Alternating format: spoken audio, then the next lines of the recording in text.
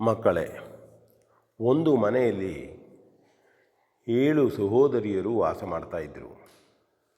ಅವರ ತಂದೆ ತಾಯಿ ಮೈತರಾಗಿದ್ದರು.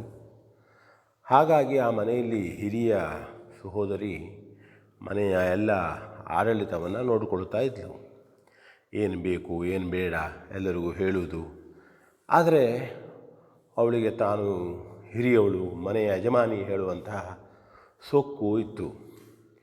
ಕಿರಿಯವಳು ತುಂಬ ಸುಂದರಿ ಇದ್ಲು, ಒಳ್ಳೆಯ ಗುಣದವಳು. ಅವಳನ್ನು ಕಂಡರೆ ಇವಳಿಗೆ ಆಗೋದಿಲ್ಲ. ಎಲ್ಲ ಕೆಲಸವನ್ನು ಅವಳಿಗೆ ಹೇಳುವವಳು. ಕಿರಿಯ ಸಹೋದರಿ ಅರಣ್ಯಕ್ಕೆ ಹೋಗಿ ಕಟ್ಟಿಗೆಗಳನ್ನು ತರ್ತಿದ್ಲು, ಬೆವರು ಸುರಿಸಿ ದಿನಾಲೂ ಕೆಲಸ ಮಾಡ್ತಿದ್ಲು. ಯಾವುದೇ ಎದುರುತ್ತರವನ್ನು ಕೊಡುತ್ತಿರಲಿಲ್ಲ. ಹಾಗಿದ್ದಾಗ ಒಂದು ದಿನ ಆ ಕಿರಿಯ ಸಹೋದರಿ ಊರ ಹೊಳೆಯಲ್ಲಿ ಕೈಕಾಲು ತೊಳೆಯುವಾಗ ಒಂದು ಬಂಗಾರದ ಮತ್ಸ್ಯ ಅಂದರೆ ಮೀನು ಸಿಗ್ತದೆ ಅವಳಿಗೆ. ಅದನ್ನು ಹಿಡಿದು ಪ್ರೀತಿಯಿಂದ ಮನೆಯ ಹತ್ತಿರದ ಒಂದು ಚಿಕ್ಕ ಕೊಳದಲ್ಲಿ ಇಡ್ತಾಳೆ ಮತ್ತು ಹೇಳ್ತಾಳೆ, ನೋಡು, ನಿನ್ನನ್ನು ಇಲ್ಲಿ ತಂದು ನಾನು ಇಟ್ಟಿದ್ದೇನೆ, ಹಾಗಂತ ನಿನ್ನ ಎಲ್ಲ ವ್ಯವಸ್ಥೆ ನಾನು ಮಾಡ್ತೇನೆ ಅಂಥೇಳಿ ದಿನಾಲೂ ತನಗೆ ಹಾಕಿದಂತಹ ಅನ್ನದಲ್ಲಿ ಅರ್ಧ ಅನ್ನವನ್ನು ಆ ಮೀನಿಗೆ ಅಂದರೆ ಮತ್ಸ್ಯಕ್ಕೆ ತೆಗೆದುಕೊಂಡು ಹೋಗಿ ಹಾಕ್ತಿದ್ಲು. ಹಾಗಾಗಿ ಇವಳಿಗೂ ದಿನಾಲೂ ಊಟ ಕಡಿಮೆ ಆಗ್ತಿತ್ತು. ದಿನಾಲೂ ಅವಳು ಭಾಳಷ್ಟು ಕೃಶವಾಗ್ತಾ ಬಂದಳು, ಅಂದರೆ ಬಡವಾಗ್ತಾ ಬಂದಳು. ಅಶಕ್ತತೆ ಇತ್ತು. ಹಾಗಿದ್ದಾಗ ಇವಳು ಏನು ಮಾಡ್ತಾಳೆ ಅಂಥೇಳಿ ಆ ಹಿರಿಯ ಅಕ್ಕನಿಗೆ ನೋಡೋಣ ಅಂತಾಯಿತು. ಇವಳು ಕೆಲಸ ಕಡಿಮೆ ಆಗ್ತಾಯಿದೆ, ಬಡವಿಯಾಗಿದ್ದಾಳೆ. ಅಂದರೆ ಅವಳ ಮೇಲೆ ಪ್ರೀತಿಗಿಂತ ಕೆಲಸ ಕಡಿಮೆ ಆಗ್ತದೆ ಹೇಳುವ ಕಾರಣದಿಂದ ಅವಳು ಆ ಚಿಕ್ಕ ಸಹೋದರಿಗೆ ತಿಳಿಯದೆಯೇ ಆ ಮೀನನ್ನು ಕೊಯ್ದು ಮನೆಯಲ್ಲಿ ಪದಾರ್ಥ ಮಾಡಿ ಬಿಡ್ತಾಳೆ.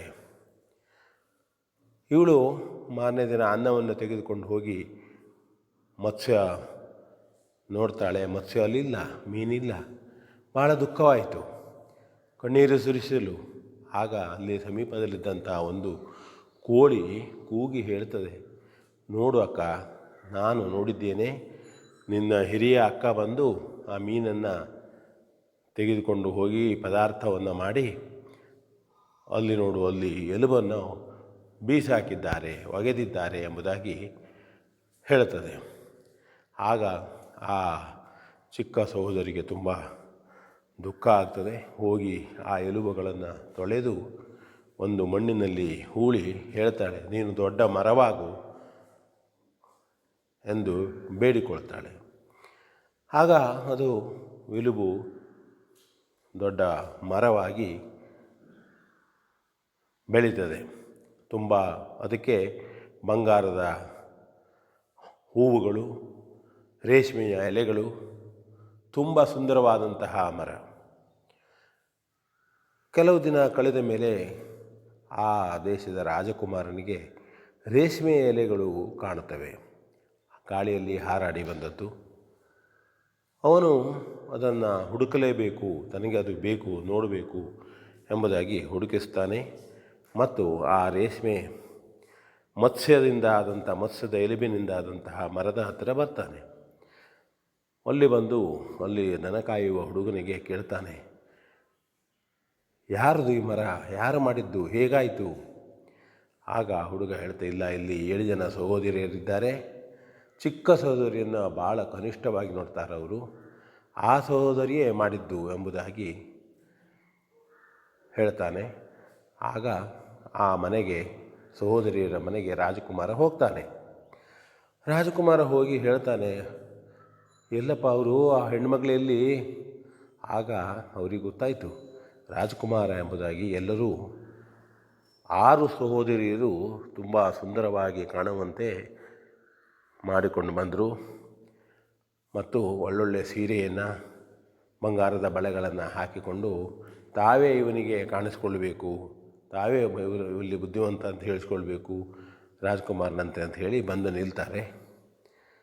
ಆಗ ರಾಜಕುಮಾರ ನೋಡ್ತಾನೆ ಮತ್ತು ಕೇಳ್ತಾನೆ, ಅಲ್ಲ ನೀವು 7 ಜನ ಸಹೋದರರಿದ್ದಾರೆ ಅಂತ ಹೇಳಿದ್ದಾರೆ, ಮತ್ತೊಬ್ಬಳಿಲ್ಲಿ. ಆಗ ಹಿರಿಯ ಸಹೋದರಿ ಹೇಳಿ, ಅವಳು ಏನೂ ಉಪಯೋಗ ಇಲ್ಲ, ಅವಳು ನೋಡಲಿಕ್ಕೂ ಚೆಂದಿಲ್ಲ, ನಾವೇ 6 ಇದ್ದವರು ಉಪಯೋಗ ಇದ್ದಂಥವರು, ಒಳ್ಳೆಯ ಸಹೋದರಿಯರು, ನೋಡಲಿಕ್ಕೂ ಸುಂದರಿಯರಿದ್ದೇವೆ ಎಂಬುದಾಗಿ ರಾಜಕುಮಾರನಲ್ಲಿ ಅವಳು ಹೇಳ್ತಾಳೆ.